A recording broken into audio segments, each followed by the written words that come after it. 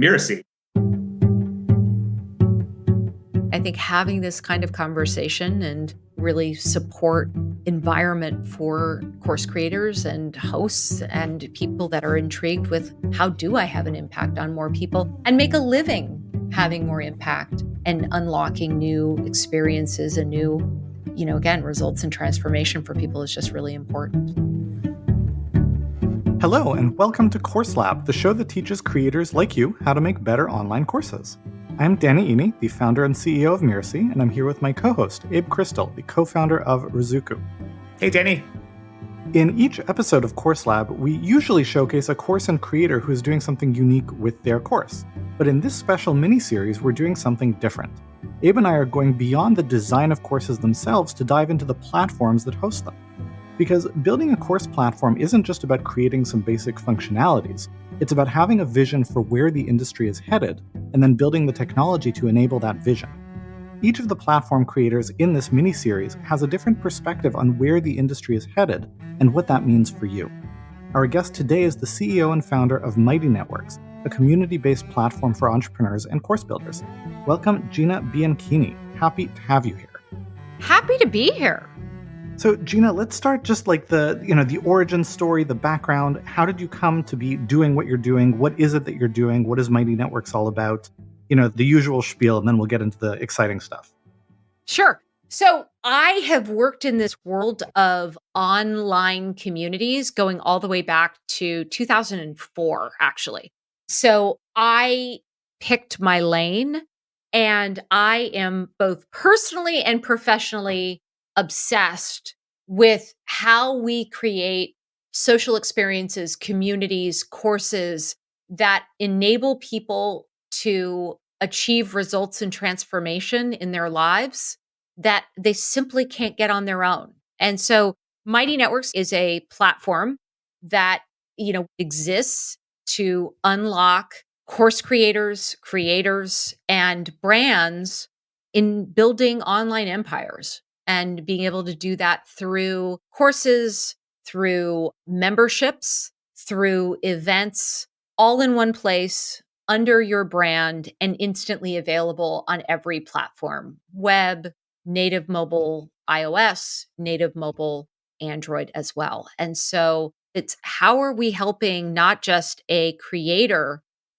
build a course, but how are we helping a creator unlock new thriving communities that are mastering something interesting and important together, that members are able to meet and build relationships with each other in pursuit of the results and transformation that they want in their lives. And that might be professionally, that might be around health and wellness, that might be around other important interests from, personal finance to parenting to travel and everything in between. Awesome. So Mighty Networks has been around for a while, and unlike a lot of the course platforms out there, it didn't start as a course platform. It started as a way for people to create and host their own social communities and networks. Talk to us about that evolution. Yeah. So we launched Mighty Networks in 2017 as a community platform, and specifically a community platform with the mission of building software that unlocks the ability for any of us to be just a fantastic host. Like you've been to those, like the best party that you've ever been to, whether that's a dinner party, whether that's a cocktail party, whether that's like a rave, they tend to have a host that is making it feel special, but also introducing you to the most relevant people there and making those connections so that they feel natural and normal. And when we launched Mighty Networks as you have your own standalone community underneath your own brand, the people that were attracted to creating Mighty Networks turned out to be a lot of course creators, and specifically people that were really focused on, hey, how do I help my members connect to each other, build really valuable relationships that get more valuable to every member with each new person who joins and contributes. In software, we call it a network effect. And because of these really interesting, and obviously they were early adopters of a different kind of community platform, what was so interesting to us is that they basically almost immediately started sharing, hey, you guys should just build online courses directly into the community, directly into My Mighty Network. And at first we were like, really? Like, we had never heard of the course platforms people were coming from, which, tend to be, I would describe them as sort of the big three of Teachable, Kajabi, and Thinkific. And we were really excited to build integrations with Teachable, Kajabi, and Thinkific, amongst others. And so we worked on that at first. And this core set of early adopters were like, yeah, that's great. Except, no, we were serious that like building it in natively is what we want. And we think that it's good for us and it's good for you. It'll extend the retention of folks. It would actually increase the probability that people will finish my courses. And I'll be able to offer a membership at the end of my course. And so we got to work and we finally decided, hey, let's give this a try. And we have seen, over 100% year over year growth for the last 3 years. And so when we launched our courses that have these sort of different flavors, as well as the ability to have courses and community together in one place, as well as just a membership community, I mean, it took off. And it remains something that is pretty unique in the market because of, we just came at it from a very different perspective. And that's unlocked some really incredible course experiences, really incredible course results, not just again for the host, as we call the folks, the course creators who are on our platform, but also for members in terms of it being about finding members near you, finding members who are like you, members who care about the same topics that also exist, within this online course. So, would you say that if you look at the evolution in terms of not just functionality, but focus and outlook, would you say that it's more a matter of Mighty Networks having begun as, a membership or community platform and evolving to be a membership and community platform that also has course functionality? Or is it more about kind of an evolution of that focus to being like, oh, actually, it's more about the platform for the being the hub of the business or the platform for the life cycle of the customer as, they go through this experience of being part of, I guess, a community that is centered around an expert in a certain space? I'm not sure I understand the distinction. I don't actually think there's a distinction. I think as human beings, we want to be in community where we learn, where we grow, where we apply what we are learning together with other people who are on that same journey, who care about and want the same results and transformation that we want in our lives. And so, what I would say is that, we really envision Mighty Networks as offering all of the services that you would want to run any flavor of digital subscription business. But ultimately, we are about how are people achieving the results and transformation that they want to have in their lives. And if anything, we think that the future is not having, courses in one place, community in another place, events in a third place, subscriptions in a fourth place, but rather the experiences that can be created when you have all of these tools in your toolbox and you are able to create a really immersive, incredible world where some of this is about learning, some of this is about applying, some of this is about the ongoing habit forming and practice building that, I would argue is how every great educational experience has ever emerged. It's why, sure, where you went to school, there's some brand level to it, but it typically isn't what happens in the classroom or what you read or the professor's lecture. It's the combination of those things with who is in the conversation, who is in the discussion, and how are we learning from each other. Awesome. I have more questions, but Abe, do you want to jump in?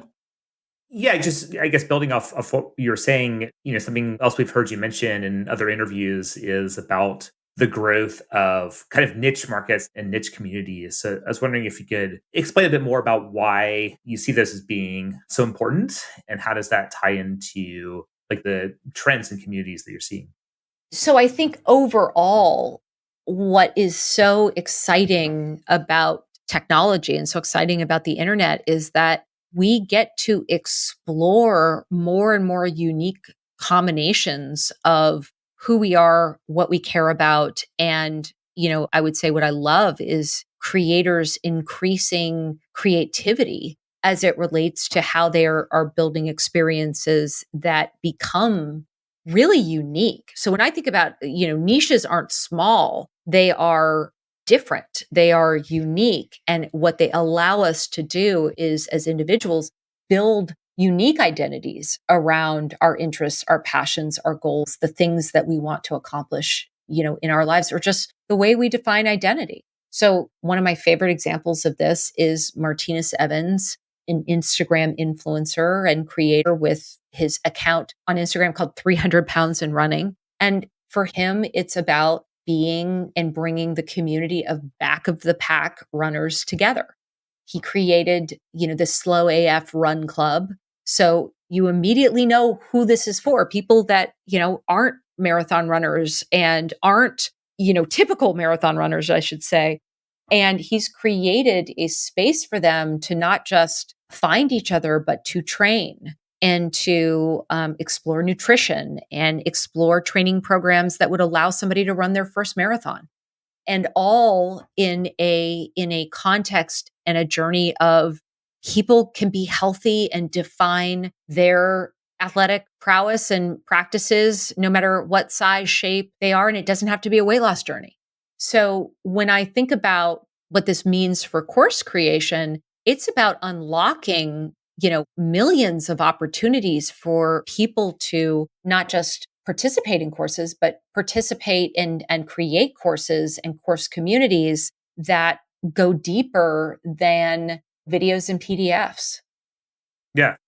Do you think that we're kind of emerging out of the first phase of online courses in terms of their growth and development and how they're structured? And if so, like what's in your crystal ball? What do you see coming over the next few years? So, yes. And this isn't because I have a crystal ball. This is because I am in conversations with tens of thousands of course and community creators through my work and through what I see in the data. And what I would observe is that online courses in their sort of initial shape and form, and this is true for every interesting and innovative technology, have been relatively rudimentary.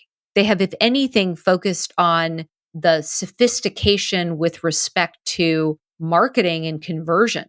How do we get people to buy as opposed to how do we get people to find their people? And so I think that, what we're offering at Mighty is a different approach that if we do it right is not just innovating on, videos and PDFs and that first generation of what it meant to have an online course, but really the convergence of courses and community. Because, in this initial 1.0 world, what happened to so many course creators is that they were promised that the content alone, and even if you think about a membership site, the promise is that you create content and it becomes passive income. You don't have to do any more work. People will, put their credit card in, they'll look at your content and, you've created something that is a valuable asset.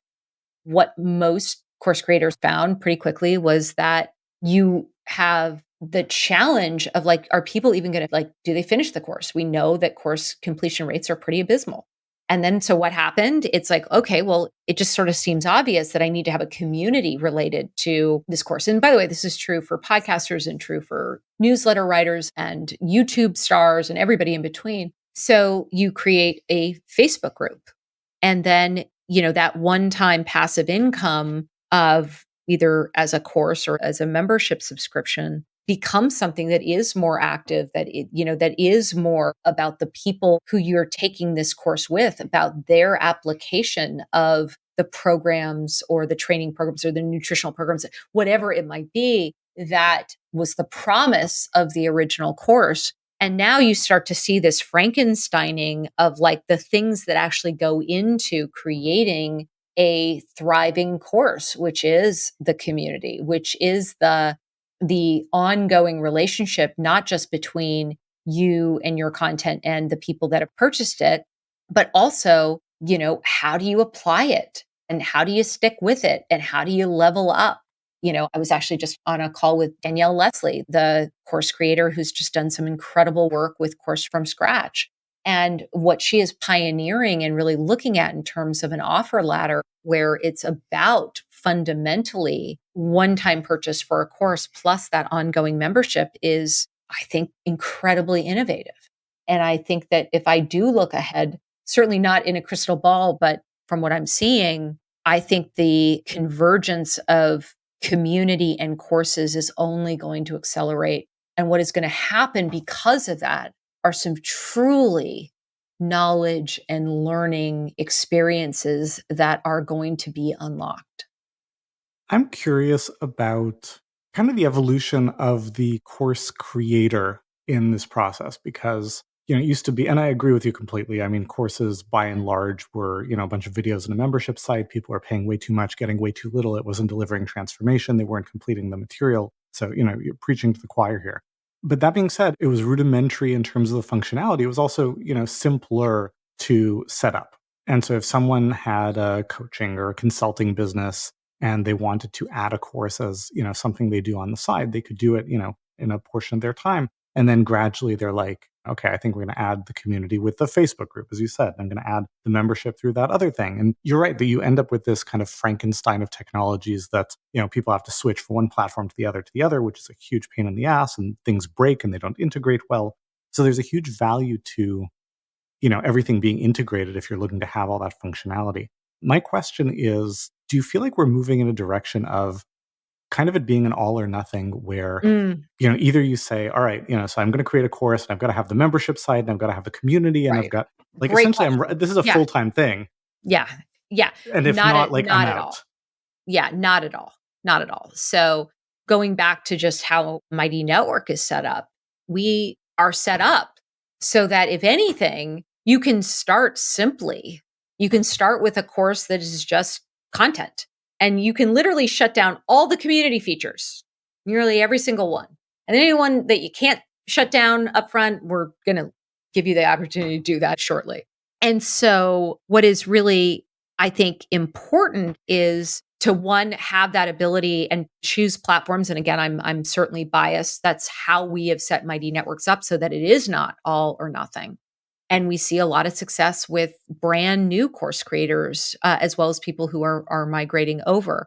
77% of people who offer courses and memberships on Mighty Networks sell those courses and memberships on a Mighty Network. And we're seeing people have wonderful success with even as few as 30 members, making $1,000 a month. So it's, I think, a really exciting shift that is happening when you go from, I have to choose individual platforms, to I get to choose one platform, really be able to start small and grow. And I don't have to change platforms every time. And I don't have to like move things and have things break. And it, in your words, be a pain in the butt. So I happen to agree with those words. And so I think it's a really important point. I think that, if anything, we look at our mission and we look at why it's so important that we share that this is now possible to do something small on a more flexible platform, is because it leads to greater success. It just simply does. So that makes total sense in terms of the platform's functionality. From a philosophical standpoint, the argument, if the belief is essentially that the future of learning is that learning happens in community, are we getting to a place where if you don't have the community and the learning, it's like, well, then don't even bother. It's not going to work. No, I don't think so. The other thing that I would say is there's this expectation that, for example, one-on-one coaching and the content that you're building, those are the things for course creation versus community, and community is hard. I would suggest the community is actually not hard. The hard part is coming up with, like, what is that topic? Like, what is, we talk about as your big purpose, the motivation for your course, what your members are going to get from it, what your students are going to get from it. So if anything, what I would say is community is significantly easier than people, I think, believe it to be. On average, our successful course creators are posting no more than like once a week, twice a week. That's nothing. And so when you look at what's possible, what it really comes down to is not thinking about things in the siloed way of the past, but really that there are these new models emerging that are profoundly more effective in helping members achieve the results that they want, that most of us get into this business to help people with. I certainly know that from the course that I teach. There's no greater high than watching people that have participated or are participating in something you know something about. I always think about it as being just like as simple as one half step ahead, get value from it and build real relationships from it. And it's so much easier. So to answer your question, I think philosophically, you don't have to have everything at one time. If anything, though, there's a different frame of reference on community that actually makes it easier to build your first course, that makes it easier to grow and scale what you're building, and ultimately easier to reach and have an impact with more people, which is why so many of us do this. Awesome. That was great. Thank you. I don't have any other questions, and I know you have a call you've got to hop off to get to. Is there anything else you want to add before we do the readout? No, just that I'm really grateful that you guys are doing what you're doing. And I think having this kind of conversation and really support environment for course creators and hosts and people that are intrigued with how do I have an impact on more people and make a living having more impact and unlocking new experiences and new, again, results and transformation for people is just really important. Thank you. Awesome. All right, Abe, do you want to do the readout? Yeah, let's see if I can get the pronunciation right. I'll help. Bianchini. Okay. Gina Bianchini is the CEO and founder of Mighty Networks. To learn more about her and the platform discussed in today's episode, head on over to mightynetworks.com. That's mightynetworks.com. Now stick around for my favorite part of the show, where Abe and I will pull out the very best takeaways and share our own insights as well.